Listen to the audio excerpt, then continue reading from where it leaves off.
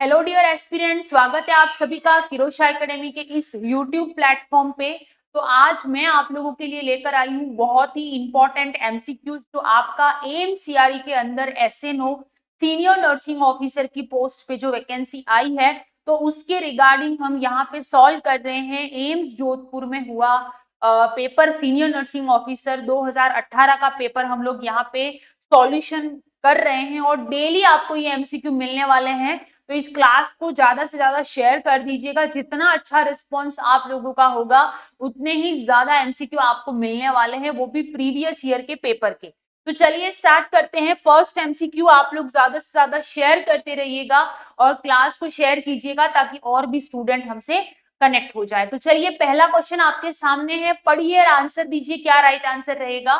तो who is the father of psycho analytic theory? Psycho analytic के father कौन थे? ये ऑप्शन है लॉरेंस कोहलबर्ग, जीन पायगट, सी अब्राहम मास्लो या डी सिगमंड फ्रूड। आंसर करिएगा क्या राइट आंसर रहेगा father of psycho analytic theory. I hope ये क्वेश्चन आपको बहुत इजी लग रहा होगा, तो सभी आंसर करिएगा क्या राइट आंसर रहेगा। और हाँ, क्लास को एक बार सभी बच्चे शेयर कर दीजिए ताकि और भी स्टूडेंट हमसे कनेक्ट हो जाए।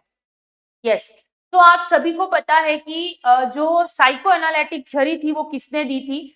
ठीक है, तो साइको एनालिटिक थ्योरी की अगर मैं बात करती हूँ उससे पहले हम कुछ और जो साइंटिस्ट के बारे में यहाँ पे बताया गया है तो उसके बारे में भी हम लोग जो है वो यहाँ पर बात करने वाले हैं। ठीक है, सो सबसे पहले यहाँ पर है कि लॉरेंस कोहलबर्ग, तो इन्हें कौन सी थ्योरी दी थी? तो इन्होंने थ्योरी दी थी मोरल डेवलपमेंट की। कौन सी थ्योरी दी थी? Moral development. मोरल डेवलपमेंट की थ्योरी इन्होंने दी थी जिसमें उन्होंने pre conventional, conventional, post conventional according to बच्चे के एज के हिसाब से डेवलपमेंट कैसे होता है ये इन्होंने बताया था। ठीक है, दूसरा जीन पायगट, इनके बारे में तो आपने सुना ही होगा। इन्होंने कॉग्निटिव डेवलपमेंट की थ्योरी दी थी। किसने दी थी? कॉग्निटिव डेवलपमेंट की थ्योरी इन्होंने दी थी। ठीक है, कॉग्निटिव डेवलपमेंट में बच्चा कैसे सीखता है, ठीक है, उसके बारे में उन्होंने बताया था, जिसके अंदर उन्होंने कुछ स्टेप्स के बारे में बताया था, जैसे कि उन्होंने बताया था कि प्री ऑपरेशनल थ्योरी। ठीक है, आपने सुना ही होगा, जिसके अंदर मैं आपको बता दूं सबसे पहला जो था यहाँ पे उन्होंने बताया था कि बच्चा जब 2 ईयर का तक होता है, इनकी बर्थ से लगा के 2 साल तक एज में बच्चा sensory motor development, sensory motor development यानी कि बच्चा देख के सीखता है। ठीक है ना, ऑब्जेक्ट परमानेंस वगैरह उसके अंदर आता है, ये सारी चीजों ने उन्होंने बताई थी। दूसरा उन्होंने बताया था कि ठीक है, पहला था सेंसोरी मोटर, दूसरा उन्होंने बताया था pre operational stage, pre operational stage. तीसरा उन्होंने बताया था कॉन्क्रीट ऑपरेशनल। चौथा बताया था उन्होंने फॉर्मल ऑपरेशन।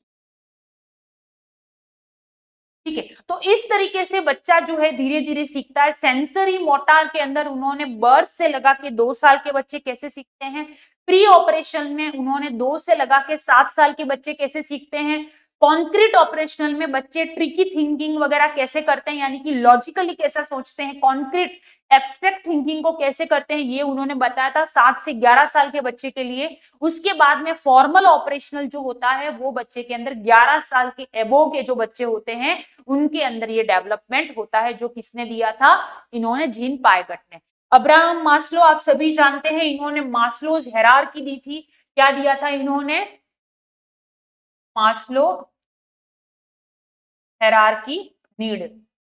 ठीक है, जिसमें उन्होंने बेसिक नीड से लगा के बेसिक फिजियोलॉजिकल नीड, उसके बाद में safety and security, love and belongingness, self esteem, self actualisation, ये सारी चीजें उन्होंने बताया था। बॉटम टू टॉप इस तरीके से उन्होंने बताया था।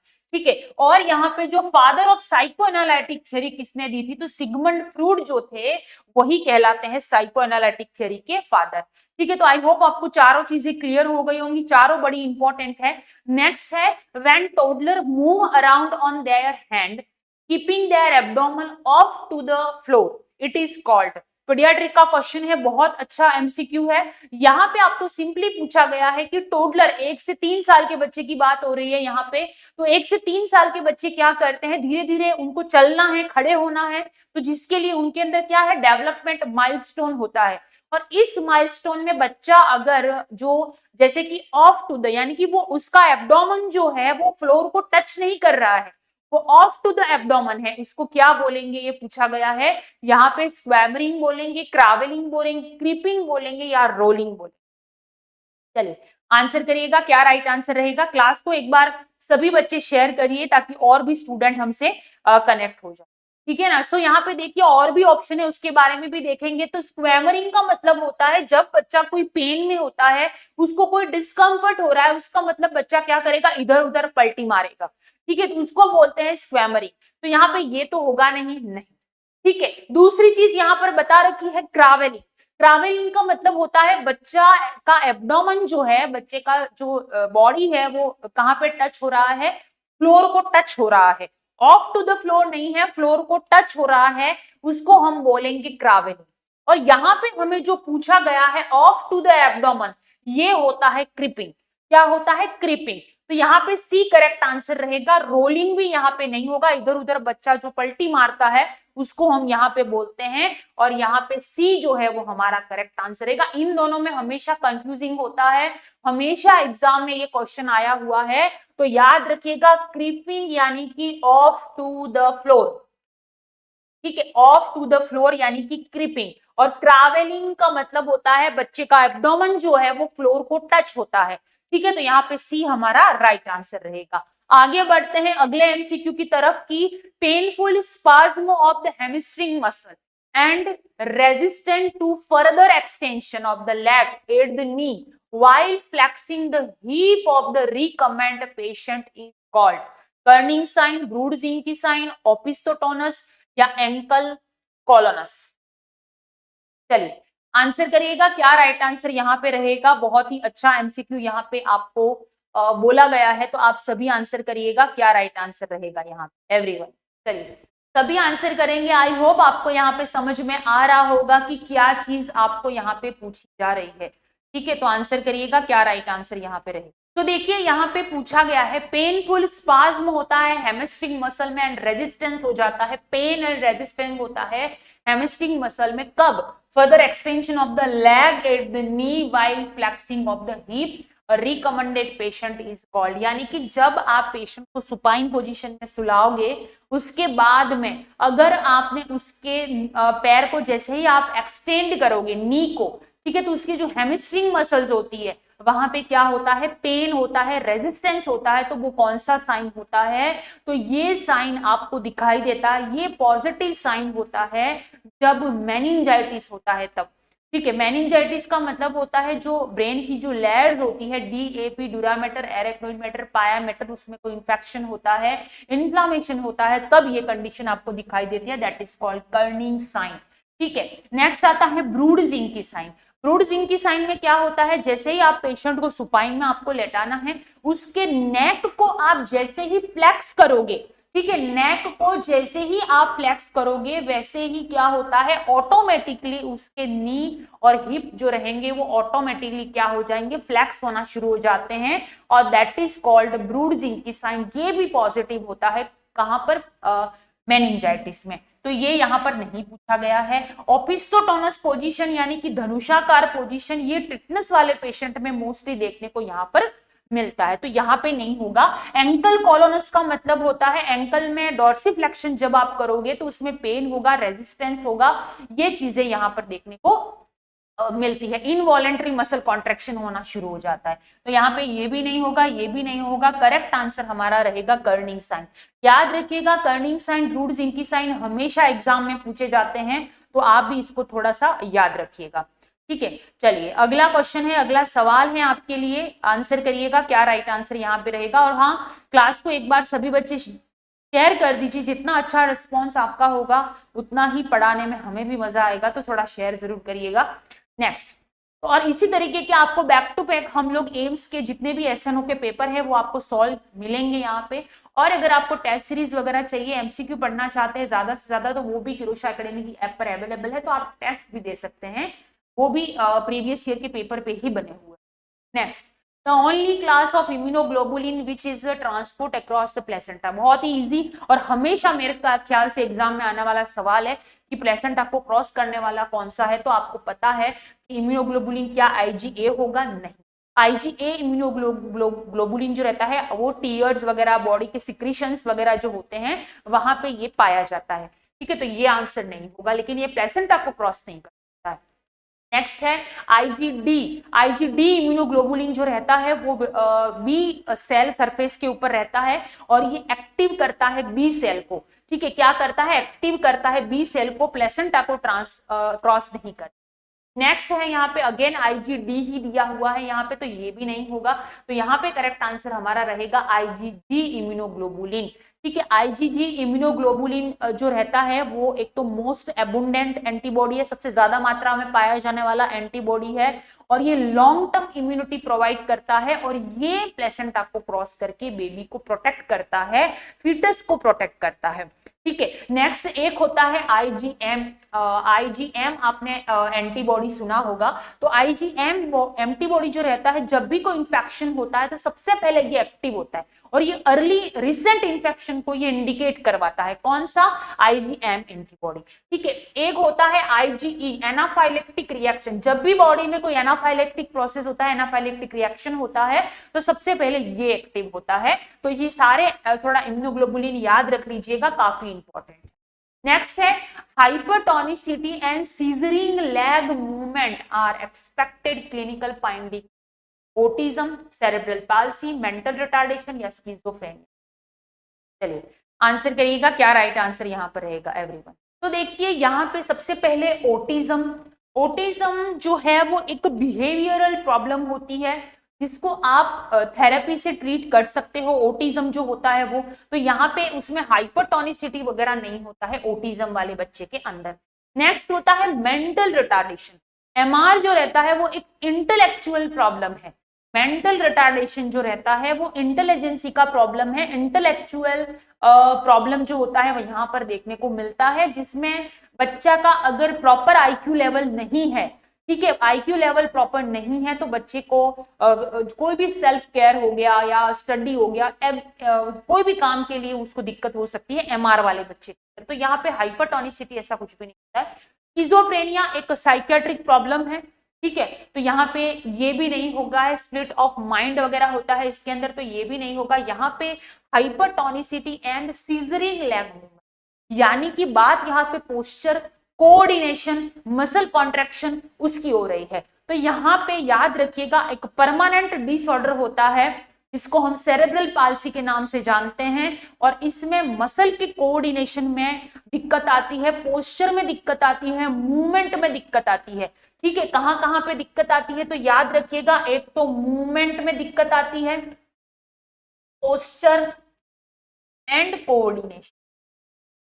ठीक है, ये दिक्कत किसमें आती है? सेरेब्रल पाल्सी वाले बच्चे के अंदर आपको ये चीज देखने को मिलती है। ठीक है, क्योंकि इसमें ब्रेन का जो डेवलपमेंट है वो प्रॉपर तरीके से नहीं हो पाता है, तो इसकी वजह से ये सारी कंडीशन जो है वो देखने को हमें मिलती है। अब बात करते हैं इसके रीजन क्या क्या हो सकता है। बर्थ एस्पेक्ट्स, यानी कि जैसे ही बच्चे का जन्म हुआ उसके बाद में तुरंत अगर बच्चे को प्रॉपर तरीके से ऑक्सीजन नहीं मिली, ठीक है, तो जिसकी वजह से बर्थ एस्पेक्सिया हो सकती है, यानी कि ब्रेन में अगर हाइपोक्सिया वाली कंडीशन आती है तो ये कंडीशन हमें देखने को मिलती है। दूसरा, प्रीमेच्योर बच्चा है, अगर जल्दी पैदा हो गया है, ठीक है, 37 वीक से पहले बेबी का बर्थ हुआ है, तो भी ये दिक्कत देखने को मिलती है। अगर ब्रेन के अंदर कोई इंफेक्शन हुआ है जस्ट लाइक मेनिंजाइटिस वगैरह, तो भी ये चीज देखने को मिल सकती है। एंड हेड इंजरी हुआ है, स्ट्रोक वगैरह हुआ है, तो ये सारे के सारे जो होते हैं वो रीजन होते हैं किसके? सेरेब्रल पाल्सी के, कॉज होते हैं। अब बात करते हैं टाइप ऑफ सेरेब्रल पाल्सी। तो टाइप ऑफ सेरेब्रल पाल्सी के अंदर यहाँ पे मैं बता दूं आपको कि शॉर्टली बताऊंगी कि टाइप में सबसे पहला होता है स्पास्टिक सेरेब्रल पाल्सी। कौन सा होता है? Spastic cerebral palsy. दूसरा यहाँ पर आपके होता है dyskinetic cerebral palsy. Kinetic cerebral palsy. देखिए सेरेब्रल पाल्सी से हमेशा एग्जाम में क्वेश्चन आता है, और होता है अटैक्सिक सेरेब्रल पाल्सी। कौन सा होता है? Ataxic cerebral palsy. और चौथा होता है mixed cerebral palsy, mixed cerebral palsy. तो ये चारों टाइप थोड़ा सा याद रख लेना कि सेरेब्रल पाल्सी के टाइप कौन कौन से होते हैं। तो पहला होता है स्पास्टिक सेरेब्रल पाल्सी, जो मोस्ट कॉमनली होता है। ठीक है, एग्जाम में पूछा जाए कि मोस्ट कॉमनली कौन सा होता है, मोस्ट कॉमन कौन सा होता है, तो स्पास्टिक सेरेब्रल पाल्सी। इसमें क्या होता है, मसल के अंदर स्टिफनेस आ जाती है। क्या होता है? मसल में स्टिफनेस आ जाती है। बच्चे में होता है तो बच्चे में मसल्स के अंदर स्टिफनेस आ जाती है और एग्जागरेटेड हो जाते हैं। कौन से? जो रिफ्लेक्सेस नॉर्मल होने चाहिए बच्चे के, वो यहाँ पर एग्जागरेटेड हो जाते हैं। दूसरी चीज यहाँ पर है डिसकाइनेटिक सेरेब्रल पाल्सी। इसका मतलब होता है बच्चे में इनवॉलेंट्री मूवमेंट होते हैं। डिसकाइनेटिक सेरेब्रल पाल्सी में बच्चे में इनवॉलेंट्री मूवमेंट होते हैं। याद रखिएगा, डिस का मतलब हमेशा हम कब यूज करते हैं? जब एबनॉर्मलिटी होती है, DYS। ठीक है, तो यहाँ पे याद रखना कि यहाँ पे भी एबनॉर्मल मूवमेंट या इनवॉलेंट्री मूवमेंट जो होते हैं वो स्टार्ट हो जाते हैं। तीसरा होता है ataxic cerebral palsy. Ataxic cerebral palsy में बच्चे का पुअर बैलेंस होता है, कोऑर्डिनेशन प्रॉपर तरीके से नहीं होता है, उसको हम अटैक्सिक सेरेब्रल पाल्सी बोलते हैं। चौथा है मिक्स्ड सेरेब्रल पाल्सी।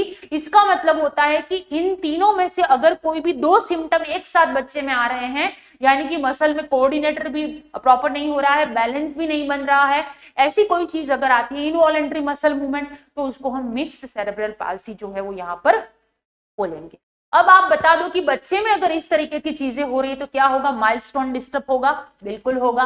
ग्रोथ में प्रॉब्लम आएगी, डेवलपमेंट में प्रॉब्लम आएगी, स्पीच में प्रॉब्लम आएगी, बच्चा कोऑर्डिनेशन नहीं कर पाएगा। ठीक है, ये सारी चीजें यहाँ पर हमें देखने को मिलेंगी। वॉकिंग में दिक्कत आती है, उसके बाद में बच्चे का सीजर एक्टिविटी भी आती है बहुत सारे बच्चे में, और मसल में स्टिफनेस की वजह से बच्चे में सीजर लाइक मूवमेंट आते हैं, यानी कि बच्चा ऐसे चलेगा, ऐसे। ठीक है ना, उसके लैग जो जाएंगे वो इस तरीके से जाएंगे। तो ये सारी चीजें बच्चे में दिक्कत देखने को मिलती है।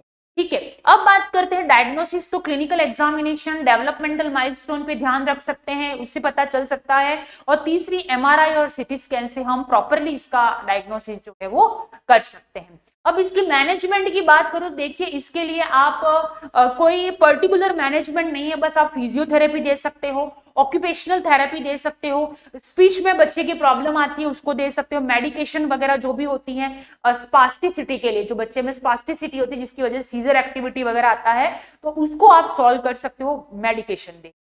उसके बाद में ऑर्थोपेडिक जो भी हड्डियों के डॉक्टर वगैरह होते हैं उनको आप सजेशन ले सकते हो। तो इस तरीके से रिहेबिलिटेशन वाली केयर आप बच्चे के अंदर कर सकते हैं। तो बी जो है वो यहाँ पे करेक्ट आंसर रहेगा। सेरेब्रल पाल्सी से हमेशा क्वेश्चन आता है, इसलिए मैंने थोड़ा सा आपको बता दिया। अब एम्स CRE SNO की प्रिपरेशन अगर आप कर रहे हैं तो शानदार टेस्ट सीरीज अवेलेबल है SNO की किरोशा एकेडमी की ऐप पर, जो आपको जिसमें आपको सिर्फ 449 में आपको मिलने वाली है, जिसके अंदर आपको बेस्ड ऑन ओल्ड पेपर पे रहेगा। एम्स CRE के प्रीवियस जो पेपर हुए हैं उसका ही मॉडल पेपर एग्जाम पैटर्न बिल्कुल वैसा ही रहेगा, जिसमें आपको 5 ओल्ड पेपर मिलेंगे प्रीवियस ईयर के बेस्ड पे, 15 आपको मॉडल पेपर मिलेंगे जो एग्जाम पैटर्न के बेस्ड पे आपके रहेंगे, और 15 सब्जेक्ट वाइज आपको टेस्ट मिलेंगे जो कि टॉपिक वाइज होंगे। 6 मंथ की वैलिडिटी के साथ में मिलने वाला है। और एक सबसे इंपॉर्टेंट बात, अगर आपको SNO की 1000 प्लस MCQ पढ़ने हैं, प्रीवियस ईयर के पेपर भी पढ़ने हैं, और एम्स के गाइडेंस में बनी हुई अगर आपको बुक चाहिए SNO के लिए तो भी ये अवेलेबल है। और हाँ, ये बुक सिर्फ SNO के लिए नहीं, अगर आप nursing tutor, associated professor, assistant professor and आप नर्सिंग सुपरिटेंडेंट वगैरह की भी प्रिपरेशन करें, यानी कि नर्सिंग फैकल्टी की, तब भी आपकी ये बुक जो है वो यूजफुल रहने वाली है। So if you want to this book तो आप हमें हमारे इस ऑफिशियल नंबर में कांटेक्ट कर सकते हैं, बुक आपके घर तक पहुंच जाएगी। Next, a child with recurrent urinary tract infection is most likely to, recurrent infection हो रहा है UTI बच्चे के अंदर, ठीक है, रेगुलर और रिकरेंट UTI है, ठीक है, बार बार हो रहा है, तो ऐसी सिचुएशन में कौन सी कंडीशन होती है? Vesico ureteric reflex, urogenic bladder, renal and ureteric calculi, और पोस्टीरियर यूरेथ्रल वॉल। आंसर करिएगा, बहुत ही इजी क्वेश्चन है। आंसर करिएगा कि बच्चे में अगर रिकरेंट यूरिनरी ट्रैक्ट इंफेक्शन हो रहा है तो मोस्ट लाइकली टू शो, यानी कि बच्चा क्या शो करेगा? आंसर करिएगा। तो देखिए मोस्ट यूरिनरी ट्रैक्ट इन्फेक्शन और रिकरेंट टाइप का यूरिनरी ट्रैक्ट इन्फेक्शन होता है वेसिको यूरेट्रिक रिफ्लेक्स की वजह से, यानी कि जो यूरिन है वो वापस यूरेटर और किडनी की तरफ चला जाता है, जिसकी वजह से ये रिफ्लेक्सेस काम नहीं करते हैं, जिसकी वजह से बच्चे ही करंट यूटीआई होता है। ए करेक्ट आंसर रहेगा। न्यूरोजेनिक ब्लैडर का मतलब होता है बच्चा यूरिन पास नहीं कर पाता है या फिर न्यूरोलॉजिकली अगर कोई दिक्कत होती है तो ये चीज होती है। रीनल एंड यूरेट्रिक कैलकुला यानी कि इसमें स्टोन होता है, उसको बोलेंगे posterior urethral wall, male baby में होता है, याद रखिएगा मेल बेबी जो होता है उसमें पाया जाता है, तो ए करेक्ट आंसर यहाँ पर रहेगा। Next one, when planning care of postpartum client with thromboembolic disease and the complication of pulmonary embolism, what would be the क्या इंटरवेंशन करेंगे? ठीक है, अभी ये चीज इतनी कॉमनेस्ट हो जाती है, ये चीज यहाँ पे हम पढ़ रहे हैं ना, वो हॉस्पिटल में इतनी कॉमन है अभी कि कोई भी मतलब कि क्या होता है कि कोई भी सर्जरी हुई उस टाइम, अगर सर्जरी के बाद में अगर प्रॉपर टाइम पे अगर मूवमेंट नहीं होता है या फिर प्रॉपर टाइम पे वॉक नहीं होता है, ठीक है, लॉन्ग टाइम तक अगर पेशेंट है जो बेड पे लेटा हुआ है ना, तो उसमें ये दिक्कत ज्यादा होती है, क्योंकि आफ्टर सर्जरी क्या होता है फेट एम्बोलाई बनने के चांसेस ज्यादा रहते हैं अगर आप प्रॉपर वॉकिंग या प्रॉपर ध्यान नहीं देते हैं तो। ठीक है, इसलिए अर्ली वॉकिंग जैसे ही डॉक्टर बोलता है वैसे करवा देनी चाहिए, ये बहुत जरूरी होता है। लेकिन अगर कोई पेशेंट नहीं कर पाता है या नहीं करता है, ठीक है, तो ऐसी सिचुएशन में फैट एम्बोलाई बनता है, और यही फैट एम्बोलाई, क्योंकि सबसे ज्यादा कारण ही यही है कि सर्जरी के बाद में लेट मूवमेंट की वजह से क्या होता है थ्रोम्बो एम्बोलिक डिजीज होती है, वहां पे फैट एम्बोलाई बनता है, यही फैट एम्बोलाई पल्मोनरी एम्बोलिज्म का रीजन होता है। तो आंसर करिएगा क्या राइट आंसर, आंसर करिएगा क्या intervention, administer and monitor and anticoagulant, monitor vital sign, assess the breath, sound frequently या एनफोर्स बेड रेस्ट। आंसर करिए क्या राइट आंसर रहेगा। क्लास को एक बार सभी बच्चे शेयर जरूर करेंगे और साथ में आंसर एवरीवन।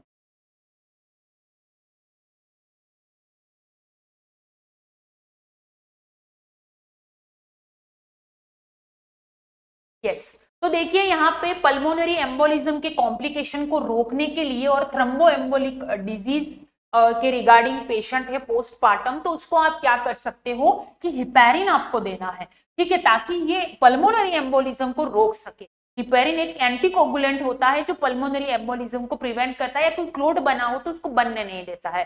ठीक है, तो मॉनिटर ये फ्रीक्वेंटली आप कर सकते हो, सपोर्टिव केयर है, ब्रेथ साउंड आप असेस कर सकते हो, सपोर्टिव केयर है, बेड रेस्ट नॉर्मली नहीं एनफोर्स किया जाता है क्योंकि बेड रेस्ट से तो ज्यादा हो जाएगा ये, ठीक है ना, इसीलिए यहाँ पे ए करेक्ट आंसर रहेगा। नेक्स्ट है cystic fibrosis is an example of, cystic fibrosis हमेशा क्वेश्चन एग्जाम में आने वाला, और ये एसएनओ का 2018 का पेपर हम यहाँ पे सॉल्व कर रहे हैं, इसी तरह से बैक टू बैक बहुत सारे एमसीक्यू, बहुत सारे पेपर एमसीआरई के हम लोग यहाँ पे सॉल्व करने वाले हैं एसएनओ के। ठीक है, तो आप क्लास को ज्यादा से ज्यादा शेयर करते रहिएगा ताकि और भी बच्चे हमसे कनेक्ट हो जाए। यस, आंसर करिएगा cystic fibrosis is an example of, everyone class को शेयर करना, साथ में आंसर भी करना है।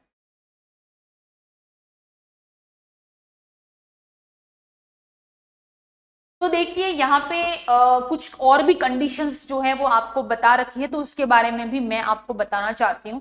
सबसे पहले हम बात करेंगे एक्स लिंक्ड रिसेसिव डिसऑर्डर कौन कौन से हैं, ये मैं आपको थोड़ा बता देती हूँ, आइडिया दे देती हूँ, ताकि एग्जाम में अगर आए तो आप उसको करेक्ट कर पाए। ठीक है, तो एक्स लिंक्ड रिसेसिव जो डिसऑर्डर होते हैं, सबसे इंपॉर्टेंट आपने कई बार सुना होगा हीमोफीलिया,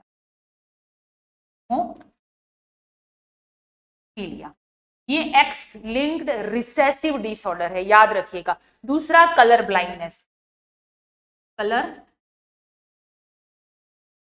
ब्लाइंडनेस।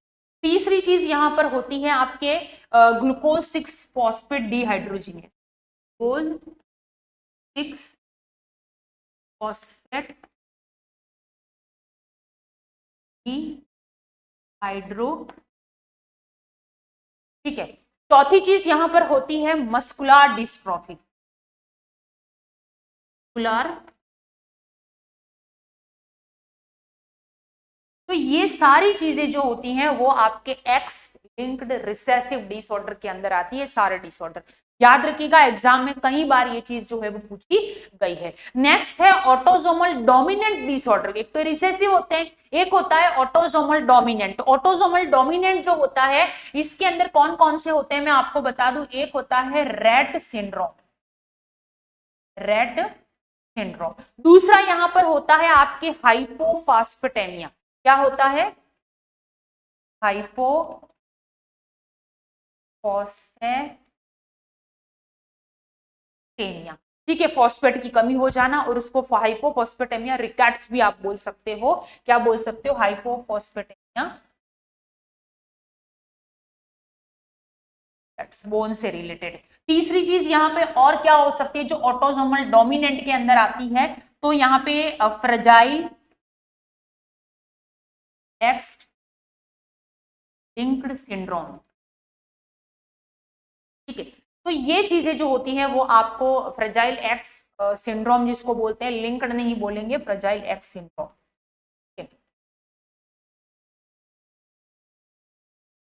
सिंड्रोम याद रख, फ्रेजाइल एक्स सिंड्रोम, ये होता है ऑटोसोमल डोमिनेंट डिसऑर्डर। अब आता है एक्स लिंक्ड डोमिनेंट डिसऑर्डर। कौन कौन से होते हैं? तो आपने सुना होगा एक्स लिंक्ड डोमिनेंट डिसऑर्डर के अंदर अगर मैं बात करती हूँ यहाँ पे, ठीक है, इधर हूं, तो पहला होता है मार्फन सिंड्रोम। क्या होता है?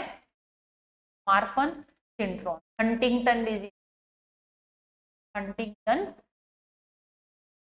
डिजीज, ये सारे एग्जाम में पूछे गए, इसके एग्जाम्पल भी पूछे जाते हैं, इसीलिए मैं आपको बता रही हूं। ठीक है, एक होता है एकोंड्रियासिस। क्या होता है?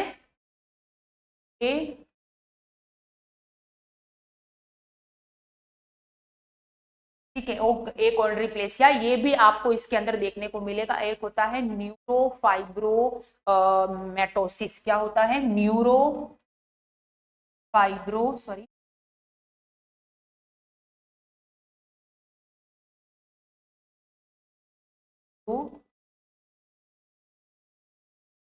फाइब्रोमेटो क्लियर, ये सारी चीजें देखने को मिलती है। ये तो हो गए इस फर्दर के एग्जांपल। हमें यहाँ पे पूछा गया है सिस्टिक फाइब्रोसिस।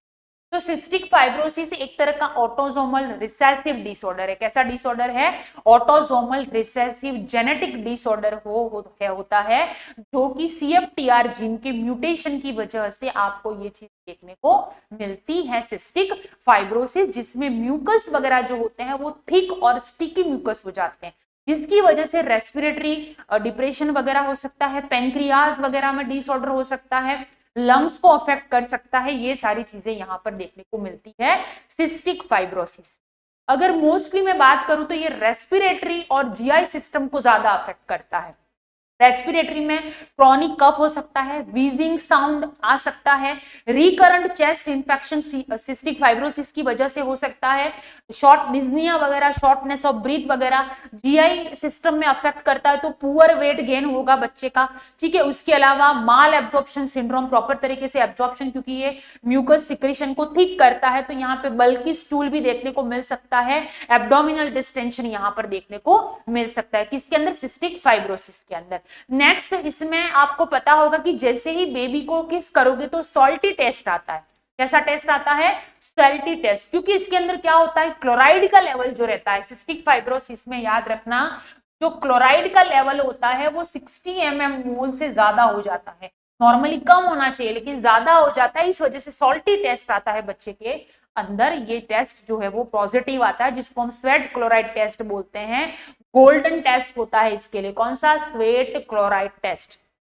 याद रखना, कई बार एग्जाम में पूछा गया है कि स्वेट क्लोराइड टेस्ट। ठीक है, याद रख लीजिएगा। तो यहाँ पे करेक्ट आंसर हमारा क्या रहेगा? ए इज द करेक्ट आंसर। ठीक है, अब इसके मैनेजमेंट की अगर मैं आपको बता दूं थोड़ा सा, तो चेस्ट फिजियोथेरेपी, क्योंकि थिक म्यूकस वगैरह होता है, इस वजह से यहाँ पे चेस्ट फिजियोथेरेपी, एंटीबायोटिक दे सकते हो इन्फेक्शन के लिए, ब्रोंकोडायलेटर दे सकते हो क्योंकि ये लंग्स में भी इन्फेक्शन करता है। नेक्स्ट, पेनक्रियाटिक एंजाइम सप्लीमेंट्स आप दे सकते हो क्योंकि ये पेनक्रियास को भी अफेक्ट करता है। इसमें डाइट बड़ी इंपॉर्टेंट है, high calorie and high protein diet देते हैं। यहाँ पे डाइट से क्वेश्चन आ सकता है, याद रखिएगा। कैसी डाइट देते हैं सिस्टिक फाइब्रोसिस में? तो सिस्टिक फाइब्रोसिस में जो डाइट देते हैं वो आपके हाई कैलोरी और हाई प्रोटीन डाइट दे, हाई प्रोटीन, याद रखिएगा डाइट से क्वेश्चन आते हैं एग्जाम में, तो आप लोगों को ये दीजिए। और फैट्स सोल्यूबल सप्लीमेंट आप दे सकते हैं, विटामिन ए डी ई के सप्लीमेंट आपको इसमें देने चाहिए। तो यहाँ पे ए करेक्ट आंसर। नेक्स्ट यहाँ पे है the anterior fontanelle in children closes at. बहुत ही बेसिक क्वेश्चन है कि एंटीरियर फॉन्टेनेल कब क्लोज होता है। नॉर्मली मैं बात करूं फॉन्टेनेल की, यहाँ पे आप आंसर करिए। टोटल 6 फॉन्टेनेल होते हैं, लेकिन हमारे पढ़ने के हिसाब से हम 2 ही फॉन्टेनेल याद रखते हैं। एक होता है एंटीरियर फॉन्टेनेल, दूसरा होता है पोस्टीरियर फॉन्टेनेल। क्या आप आंसर करिएगा, क्या राइट आंसर रहेगा, एंटीरियर एंड पोस्टीरियर। यहाँ पे anterior fontanelle in children closes at 1.5 year of age, 1.5 month of age, 2 week of age या 1 मंथ ऑफ एज। आंसर करिएगा कब क्लोज होते हैं एंटीरियर फॉन्टेनेल, आंसर करिएगा। तो देखिए यहाँ पे मैं बात करूं तो एंटीरियर यानी कि आगे वाला जो फॉन्टेनेल होता है वो डायमंड शेप होता है। पहला तो ये आपको पता होना चाहिए, ये होता है डायमंड शेप। प्लस ये जो क्लोज होता है वो आपके 1.5 ईयर में या फिर 18 मंथ में। एंटीरियर फॉन्टेनेल जो रहेगा 1.5 ईयर या फिर हम इसको बोल सकते हैं 18 मंथ में क्लोज होता है। दूसरा पोस्टीरियर फॉन्टेनेल जिसको हम ब्रेगमा बोलते हैं, ठीक है। तो ये जो फॉन्टेनेल होता है, सॉरी, जो पोस्टीरियर फॉन्टेनेल होता है वो आपके ट्रायंगुलर शेप के अंदर होता है और इसको हम लेमड़ा के नाम से भी जानते हैं। ट्रायंगुलर शेप होता है और ये 1.5 मंथ में क्लोज होता है, या फिर हम इसको 6 वीक भी बोल सकते हैं, ठीक है ना। तो ये चीज आप याद रखिएगा। यहाँ पे आपको एंटीरियर फॉन्टेनेल पूछा है तो 1.5 ईयर, 1.5 मंथ, 2 वीक या 1 मंथ, तो 1.5 ईयर होगा एंटी। अगर पोस्टीरियर पूछते तो 1.5 मंथ होता। ये हमेशा एग्जाम में क्वेश्चन पूछा जाता है, तो आप इसको याद रखिएगा, बहुत इंपॉर्टेंट है। और हाँ, अगर आपको क्लासेस और एक्सप्लेनेशन अच्छा लग रहा है, पसंद आ रहा है, तो इसको ज्यादा से ज्यादा शेयर कीजिएगा और कमेंट करके जरूर बताइएगा कि आपको एक्सप्लेनेशन कैसा लग रहा है। और इसी तरीके के पेपर आप पढ़ना चाहते हैं, अगर रेगुलरली सारे पेपर कवर करना चाहते हैं तो भी आप हमें मैसेज, ठीक है, कमेंट जरूर करिएगा। बाकी नेक्स्ट यहाँ पे अगला क्वेश्चन है untwisting of the neck sustain during internal rotation is called. Answer करिएगा। यहाँ पे लेबर की टेक्निक्स के बारे में आपको पूछा गया है untwisting of neck internal rotation is called. Answer करिएगा क्राउनिंग, फ्लेक्शन या रेस्टिट्यूशन या टोर्शन। आंसर करिए क्या राइट आंसर यहाँ पे रहेगा। एवरीवन क्लास को शेयर करना है और साथ में आपको आंसर फटाफट आंसर करिएगा। और हाँ, क्लास को एक बार शेयर जरूर करिए।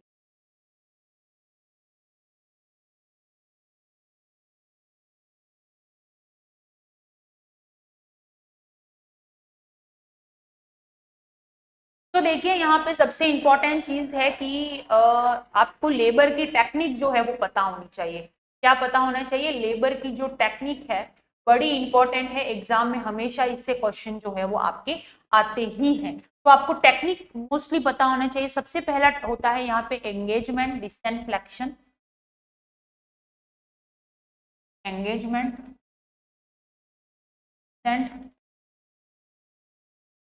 Engagement, descent, flexion. उसके बाद होता है इंटरनल रोटेशन, इंटरनल रोटेशन के बाद में होता है क्राउनिंग, एक्सटेंशन, ठीक है, क्राउनिंग होता है, क्राउन एक्सटेंशन के अंदर ही क्राउनिंग होता है। उसके बाद में रेस्टिट्यूशन, रेस्टिट्यूशन के बाद में होता है एक्सटर्नल रोटेशन एंड लास्ट में होता है एक्सपल्जन भी डिलीवर होता है। तो इस तरीके से ये सारी टेक्निक जो है 1 to 1 बैक टू बैक आप याद रखिएगा। ये सारी टेक्निक जो होती है यहाँ पर देखने पूछा गया untwisting of the neck sustain during internal rotation is called. तो यहाँ पे रेस्टिट्यूशन इसका आंसर होगा, फ्लेक्शन नहीं होगा, क्राउनिंग भी नहीं होगा, टोर्शन भी यहाँ पे नहीं होगा। क्राउनिंग जो होता है वो एक्सटेंशन के अंदर ही क्राउनिंग आता है, याद रखिएगा, एक्सटेंशन वाली स्टेज के अंदर ही क्राउनिंग आता है। क्राउनिंग का मतलब होता है जब बेबी वल्वल आउटलेट पर आ जाता है तब उसको क्राउनिंग बोलते हैं। यहाँ से सेकंड स्टेज चालू हो जाती है, यानी कि बिफोर क्राउनिंग आपको क्या करना है, इपिजियोटोमी को परफॉर्म करते, ठीक है। ये एग्जाम में आए हुए सवाल हैं जो मैंने आपको लाइन टू लाइन बता दिए हैं। तो अगेन बताना चाहती हूँ, एम्स सीआरई का अगर आप प्रिपरेशन कर रहे हो, शानदार टेस्ट सीरीज अवेलेबल है, जिसमें आपको 5 ओल्ड पेपर के बेस्ड पे मिलेगा, 15 मॉडल पेपर मिलेंगे लेटेस्ट एग्जाम के बेस्ड पे, और 15 आपको सब्जेक्ट वाइज टेस्ट मिलेंगे ओनली 499 में, मंथ की वैलिडिटी के साथ में। और अगर आप एसएनओ की प्रिपरेशन कर रहे हो, nursing tutor, nursing faculty, associated assistant professor, nursing superintendent की तैयारी करना चाहते हैं, तो वो भी किरोस एकेडमी आपको करवाती है, क्योंकि हमारे पास एम्स की सारी फैकल्टी जो है वो अवेलेबल है, जो एम्स में वर्क कर रही है, एम्स में काम कर रही है, तो उसी के गाइडेंस के प्रेजेंस में आपको ये पढ़ने का मौका मिल रहा है।